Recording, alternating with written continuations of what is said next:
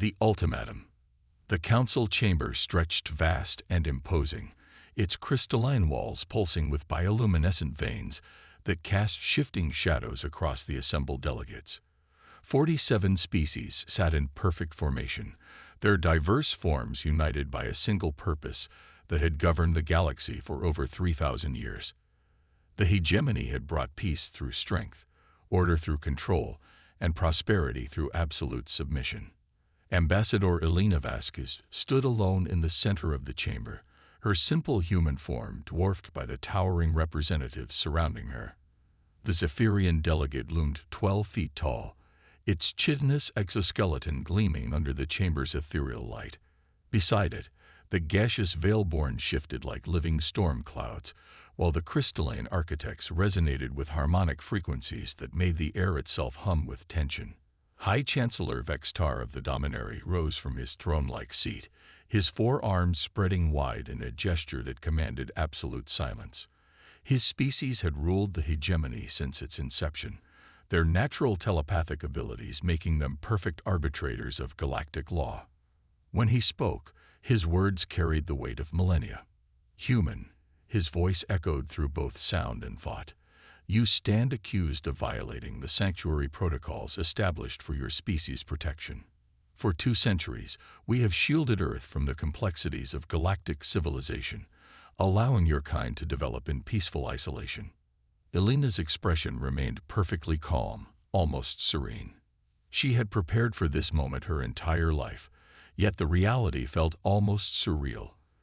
The most powerful beings in the galaxy were lecturing her about violations, as if humanity were children caught stealing sweets. We are aware of your expansions, Vextar continued, his mental voice growing colder. 7 systems, 14 colonies, populations numbering in the hundreds of millions. You have directly defied our protective mandate. The Krillian delegate, a massive creature resembling a cross between a spider and a mantis, clicked its mandibles in what Elena recognized as their expression of contempt. The human spread like a plague. It hissed through its translator. They terraform worlds without permission, establish governments without sanction. They show no respect for the natural order. Elena finally spoke, her voice carrying clearly through the vast chamber despite its quiet tone.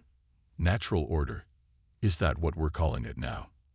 The question sent ripples of shock through the assembly. No species had ever shown such casual disrespect in the council chamber. The very concept was unthinkable. Vextar's psychic presence pressed down on Elena like a physical weight, but she remained standing, her composure unshaken. You dare mock the wisdom that has brought peace to 17,000 worlds. Peace, Elena repeated, as if tasting the word. You mean submission. There's a difference, though I suppose after 3,000 years, you might have forgotten what actual peace looks like. The chamber erupted. Delegates roared, chittered, and resonated with outrage. Several species had to be physically restrained by their neighbors. Elena stood motionless in the center of the chaos, watching with the patience of someone who had expected exactly this reaction. Vextar's mental shout cut through the noise like a blade. Silence. The word carried such psychic force that several smaller delegates actually staggered. When quiet returned, his 4 eyes fixed on Elena with murderous intent. Human, your species has exhausted our patience. The hegemony has decided to offer you one final opportunity to avoid complete annihilation. He gestured, and a holographic display materialized above Elena's head, showing detailed scans of Earth's colonies. You will immediately evacuate all unauthorized settlements. Your populations will return to Earth for re-education. Your leadership will be replaced with hegemony-approved administrators. Your technology will be confiscated and destroyed. The hologram shifted, showing massive fleet formations gathering at the galaxy's edge. Thousands of warships, each capable of cracking planets, hung in perfect formation like schools of mechanical predators. Failure to comply within 72 standard hours will result in the complete sterilization of all human presence in the galaxy, Vextar announced. This is not a negotiation. This is your final warning. Elena studied the fleet displays with genuine interest, her head tilting slightly as she examined the tactical formations. When she finally looked up, something in her expression had changed. The diplomatic mask had slipped just enough to reveal something that made several delegates unconsciously step back. "That's quite a fleet," she said conversationally. "Very impressive. Traditional formation patterns, optimal firing solutions, overlapping defensive grids. Someone clearly put a lot of thought into this." The casual analysis sent another wave of confusion through the chamber. Most species would be begging for mercy or raging impotently at this point. Elena sounded like she was reviewing a particularly interesting academic paper. "Your compliance," Vextar demanded, his psychic voice sharp with irritation. Elena was quiet for a long moment, her gaze sweeping across the assembled delegates. When she spoke again, her voice carried a note that none of them had heard before from any species. It wasn't fear or anger or desperation. It was something far more dangerous. It was amusement. "You know," she said, "we've been wondering when this conversation would happen. 200 years is a long time to wait, but we figured you'd get around to it eventually." The architect delegate's crystalline form chimed with harmonic confusion. "Wait, you have been expecting this?" "Oh, absolutely," Elena replied with a slight smile.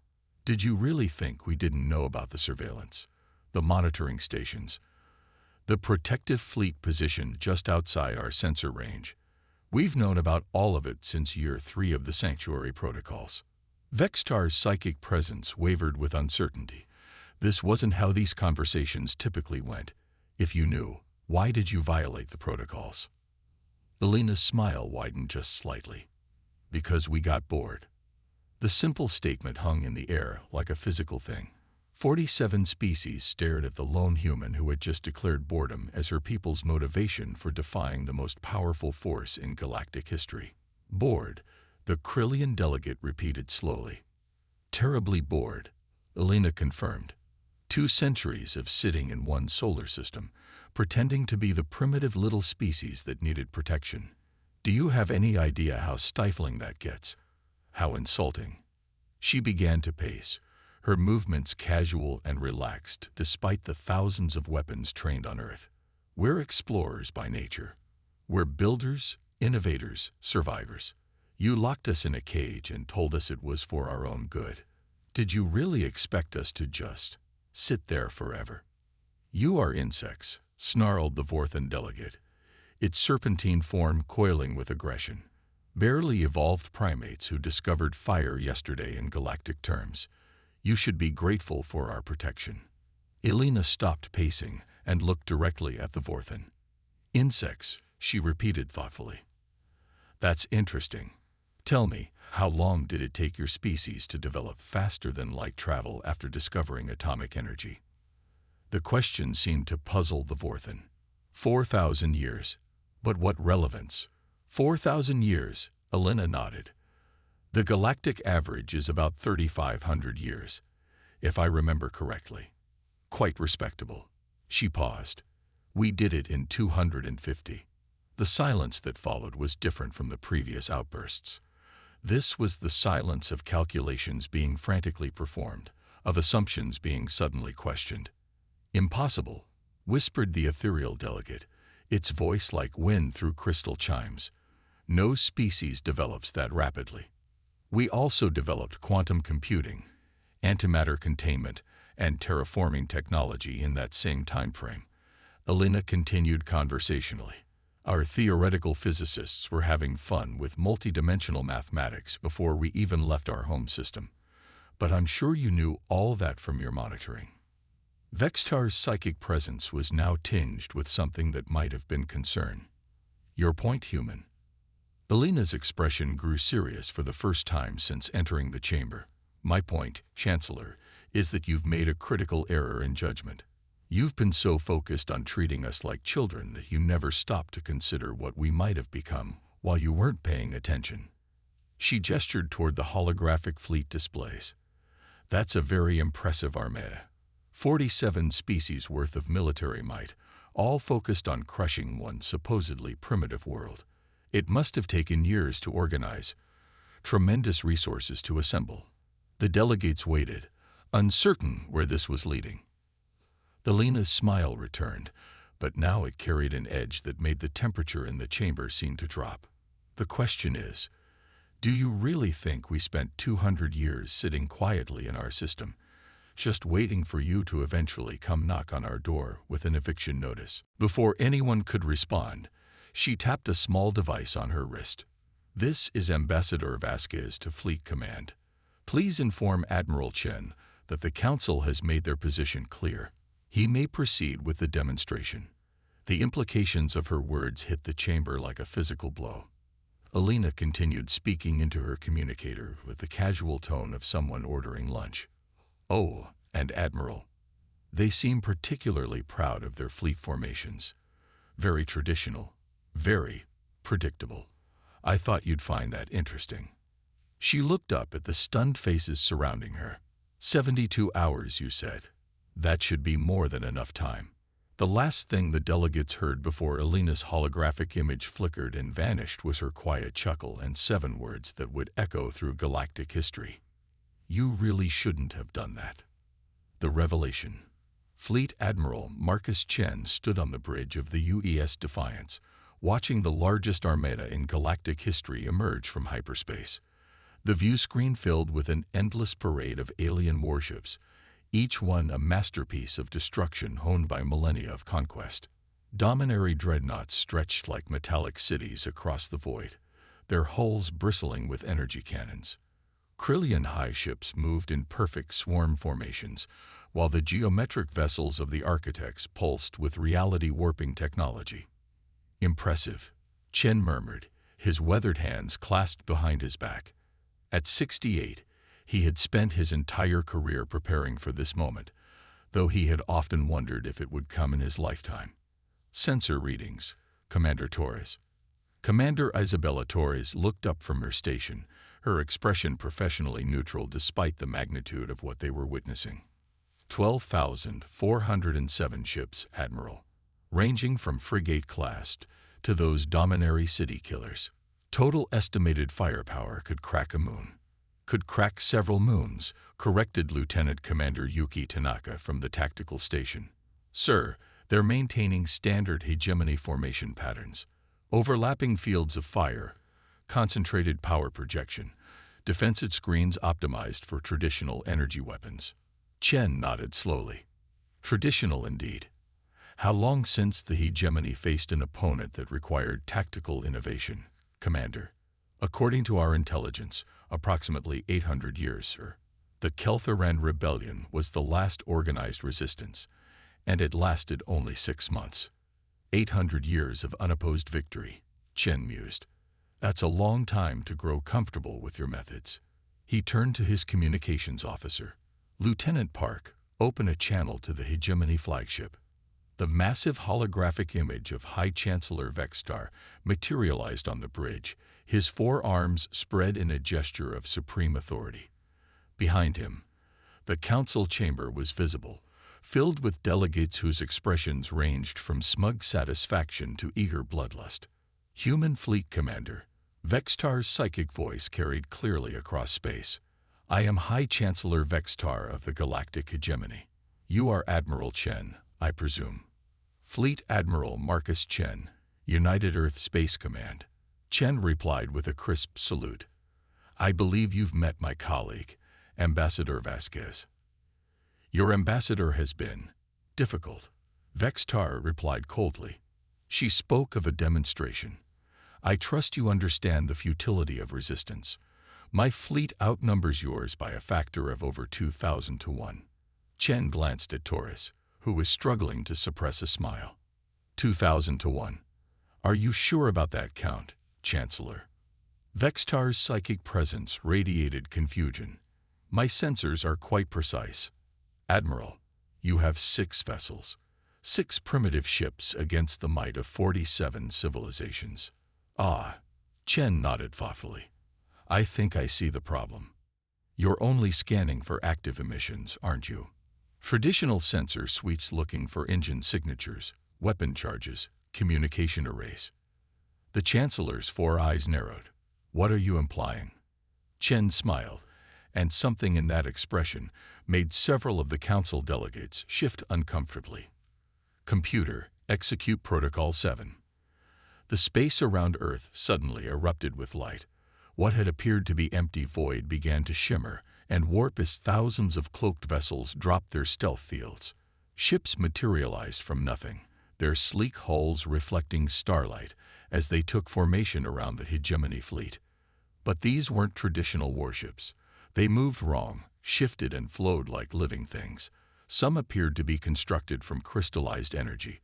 Others seemed to phase in and out of visible reality. Several defied basic physics by occupying multiple spatial coordinates simultaneously. What are those?" whispered the ethereal delegate, its voice carrying clearly through the comm channel. "Those," Chen replied pleasantly, "are what happens when you give a species known for innovation 200 years to work in secret." He gestured to the view screen where more ships continued to materialize. "We call them the Ghost Fleet. Would you like to know how many vessels we actually have, Chancellor?" Vextar's psychic presence was now radiating something approaching panic. "This is impossible. Our sensors showed nothing. Our intelligence networks." "Your intelligence networks," Torres interrupted from her station, "have been thoroughly compromised for the past century and a half. Every monitoring station, every surveillance probe, every secret observation post. We've been feeding you exactly what we wanted you to see." Chen nodded approvingly. Commander Torres led the intelligence operation. "Quite brilliant, really. We learned everything about every species in your hegemony, while you learned nothing true about us." The holographic image flickered as the hegemony ships began frantically recalibrating their sensors. The numbers climbing on their displays defied comprehension. What had been 6 human vessels was now revealing itself to be a fleet of over 15,000 ships, each one incorporating technology that violated everything the Council thought they knew about physics. "Impossible," Vextar repeated, but his voice now carried the tremor of dawning realization. "No species could develop such capabilities in isolation." "No species that you understand," Chen corrected. "But then again, you never really tried to understand us, did you? You saw primitive bipeds with basic technology and decided we were essentially clever animals. You missed what makes humanity truly dangerous." He began to pace, his movements casual despite the cosmic forces arrayed around them. "We adapt, Chancellor. It's what we do. Every challenge becomes a puzzle to solve. Every limitation becomes a boundary to break. You gave us 2 centuries of challenges." The Krillian delegates' mandibles clicked frantically. "Your ships, they violate the fundamental laws of physics. Matter cannot exist in multiple dimensions simultaneously. Energy cannot be crystallized into solid form." "Cannot." Lieutenant Commander Tanaka looked up from her station with genuine curiosity. "We've been doing both for over 50 years. Perhaps your understanding of physics is a bit limited." Chen chuckled. "You see, when you locked us in our system, you made one critical assumption. You assumed we would develop along the same paths as every other species. Linear technological progression. Traditional solutions to standard problems." He gestured toward the nearest Ghost Fleet vessel, it tall rippling with impossible geometries.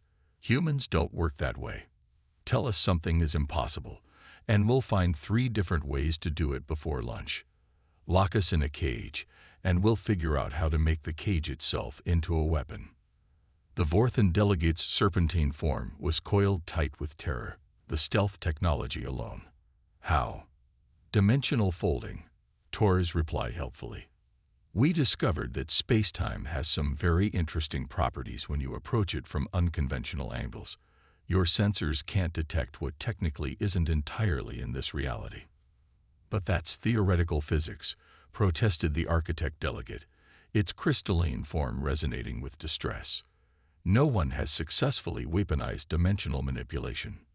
"No one you know of," Chen corrected.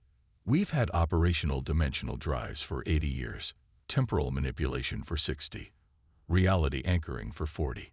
The implications hit the Council like a physical blow." Several delegates were frantically consulting their advisors, their voices rising in panic as they began to understand what they were facing. "You've been studying us," Vextar accused, his psychic voice now tight with fear. "Every species, every technology, every weakness. For 197 years, Chen confirmed. "We know how your ships work, how your weapons function, how your societies are structured. We know your tactical doctrines, your political weaknesses, your economic dependencies." He paused, letting the weight of that knowledge settle over the council. "More importantly, we know that you've grown soft. 800 years without a real challenge. 800 years of overwhelming every opponent through sheer numbers and established technology." The first hegemony ship exploded without warning. Then another. Then a dozen more. No weapons fire had been detected. No energy signatures registered. The massive vessels simply stopped working, their systems failing simultaneously across multiple ship classes. "What did you do?" Vextar roared, his psychic shout causing feedback across the communication channel. "Viral warfare," Tanaka replied matter-of-factly.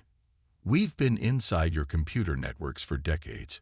Every ship in your fleet is running on systems we've had access to since before most of your crews were born." More ships began to fail, their weapons powering down, their engines cutting out.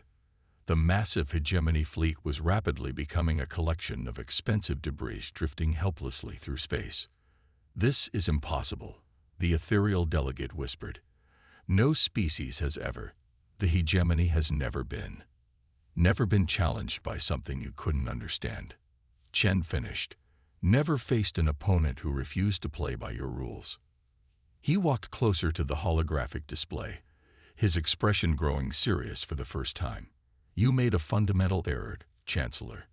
You assumed that strength was about size, about raw power, about following established patterns of dominance." The Ghost Fleet began to move, their impossible ships flowing through space like schools of mechanical fish. They surrounded the crippled hegemony vessels, but made no aggressive moves. They simply waited. "Humans understand a different kind of strength," Chen continued. "We understand that real power comes from adaptability, from innovation, from refusing to accept that something cannot be done. You've spent 3,000 years perfecting the art of overwhelming your enemies.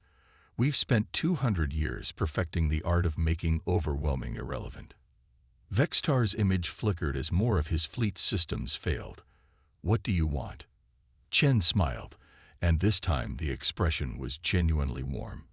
"We want what we've always wanted, Chancellor. We want to explore. We want to build. We want to meet new species and learn new things and push the boundaries of what's possible." He paused, his expression growing more serious. "What we don't want is to be locked in a cage and told it's for our own good. What we don't want is to be treated like children who need protection from the big scary galaxy." The communication channel crackled with the voices of panicking crews as more ships lost power. The greatest military force in galactic history was being systematically neutralized without a single shot being fired. "The demonstration is complete," Chen announced. "Your fleets are disabled, not destroyed. Your crews are unharmed." This was a message, not a massacre. He leaned forward, his voice carrying clearly despite its quiet tone. "But understand this, Chancellor. We were being polite for 200 years. We played along with your protection protocols because we thought eventually you might treat us as equals. That politeness ends now." Vextar's psychic presence was barely a whisper. "What happens now?" Chen straightened, every inch the military commander who had spent decades preparing for this moment. "Now you learn to share the galaxy. The sanctuary protocols are ended. Humanity will take its place among the stars, whether you approve or not." He gestured toward the Ghost Fleet, their impossible ships beginning to disperse toward the hyperspace jump points. "We have colonies to establish, worlds to terraform, species to meet. Some of your member civilizations have already reached out to us through back channels. Apparently, not everyone in the hegemony is entirely happy with the current management." The final insult hit home. Even as their fleet lay helpless, The humans were revealing that their intelligence network had penetrated deep enough to turn hegemony members against the Council itself. "This isn't possible," Vextar repeated, but his voice now carried the hollow tone of someone whose worldview had been completely shattered. Chen's image began to fade as the communication channel closed. His final words echoed through the council chamber with the weight of absolute certainty. "Chancellor, you just learned something very important about humanity. When we say something is possible, we don't mean maybe. We mean we've already done it 3 different ways, and we're working on a 4th. The channel closed, leaving the Hegemony Council in stunned silence as 15,000 impossible ships disappeared into hyperspace, carrying with them the end of 3,000 years of unquestioned dominance. In the command chair of the UES Defiance, Admiral Chen settled back with satisfaction. The demonstration was complete. Now the real work could begin.